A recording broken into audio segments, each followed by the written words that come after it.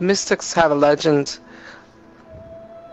They discuss that there's a tier, a dimension. It's called the dimension of tears.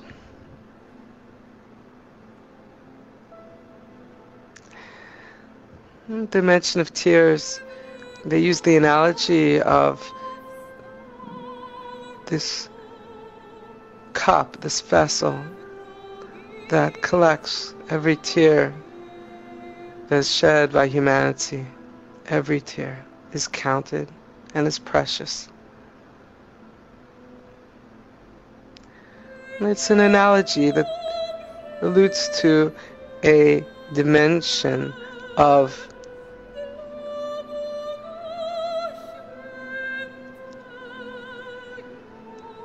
gathering the release, the tears of struggle, the tears of strain.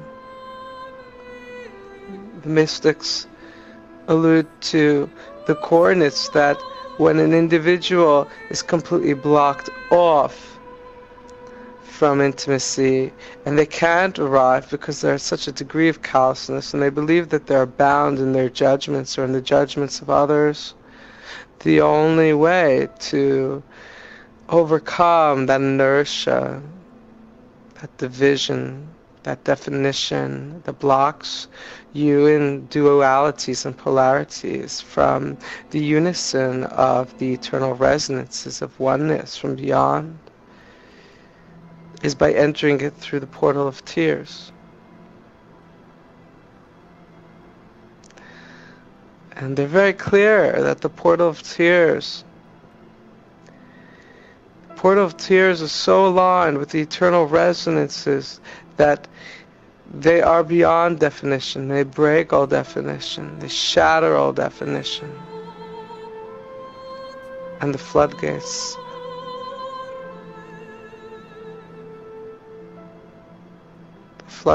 open up and deliverance ushers forth.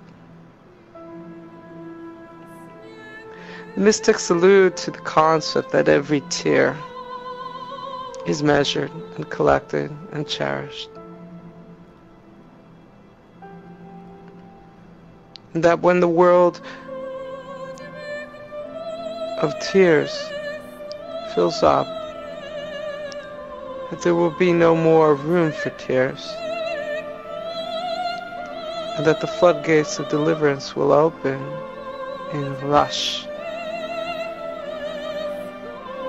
and there will be no more tears.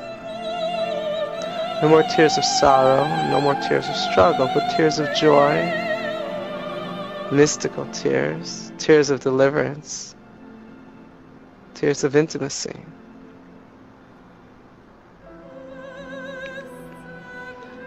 Intertwined with the coordinates of these archetypes is the idea that in every year there's a measured amount of tears that will flow on earth.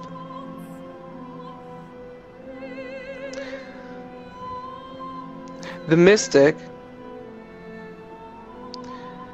the modern mystic, could look at it kind of like a physics, that the earth needs to be in equilibrium in our dimension, and when there's an imbalance, then there needs to be a release in the opposite direction, and the tears of struggle and strain, they release the tension of the energy that was handed over to the other side, the side of struggle, the side of strain, the side of oppression, and to relinquish, to help them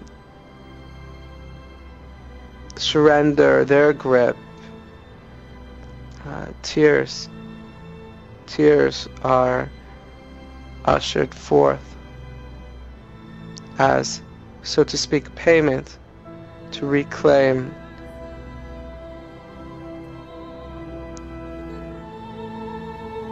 reclaim the governance that they had in this dimension and to reward that governance back to benevolent energies.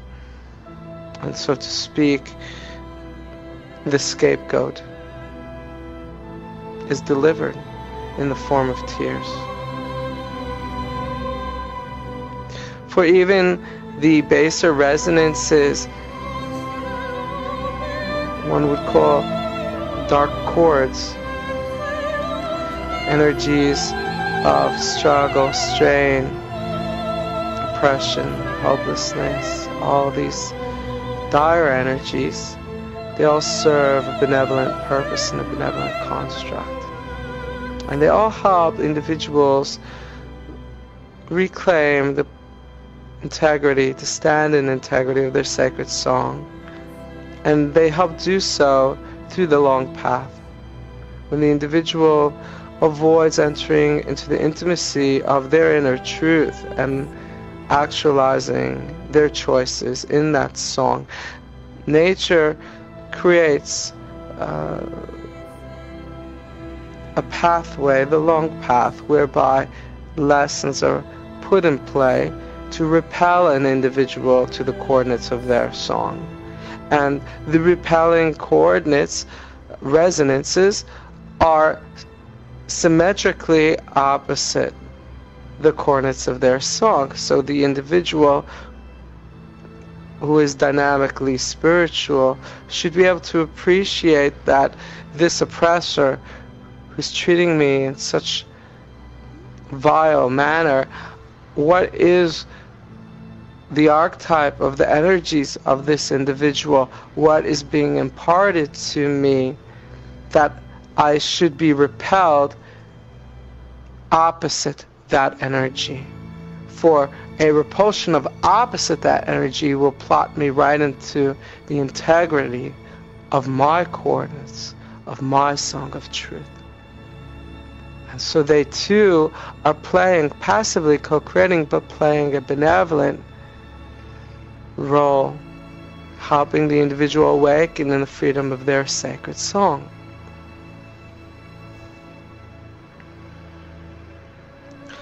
We light workers, we live and breathe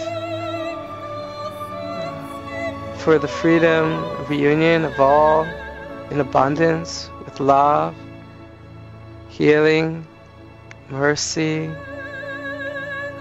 grace. It pains each and every one of us when an individual suffers.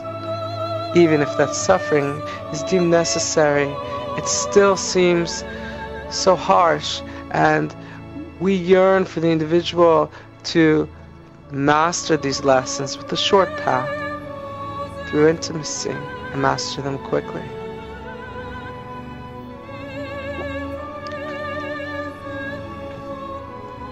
There is a concept that when things become profoundly discordant, out of order, and there is a strong imbalance whereby the energies of struggle and oppression are awarded too prominent a role to teach the long way.